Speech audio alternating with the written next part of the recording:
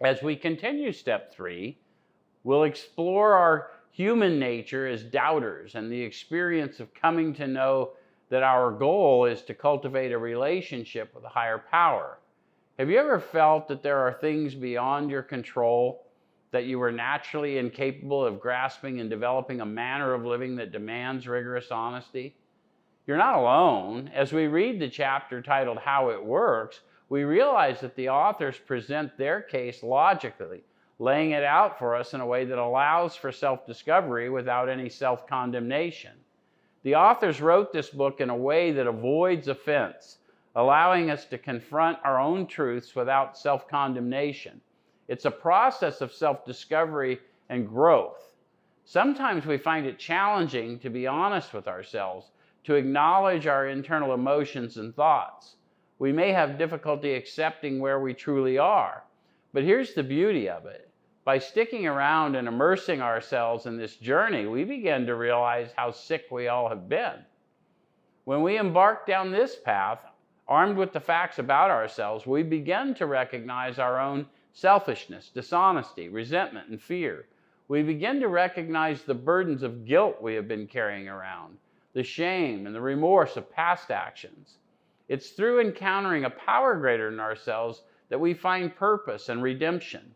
The authors encountered a power that revolutionized their way of living and thinking, from atheism or agnosticism to an absolute certainty that God dwelled within them. This is an extraordinary testimony that resonates with countless individuals who have experienced the miraculous power of redemption. Have you ever found yourself chasing hope instead of embracing certainty? As addicts of the hopeless variety, we know the depths of pain and hopelessness all too well. However, we're being shown the pathway to the opportunity to discover certainty in a higher power that accomplishes what we could never do on our own. However, there is work to be done. We must be willing to take certain steps, to be fearless and thorough from the outset, and not be underserved by half measures on our part.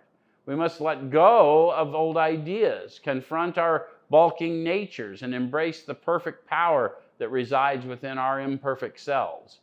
By embracing this manner of living, we discover the power of serving others and living a life of purpose. Our actions testify to the encounter we have had with the restorative power within us. We begin to realize that the true freedom comes from serving others, while blame and external circumstances only lead to captivity. Remember, we deal with the cunning, baffling, and powerful nature of alcohol and addiction. As we progress on this journey, we can find certainty, deepening our relationship and letting go of doubt. It's a journey that requires honesty, service, and discipline.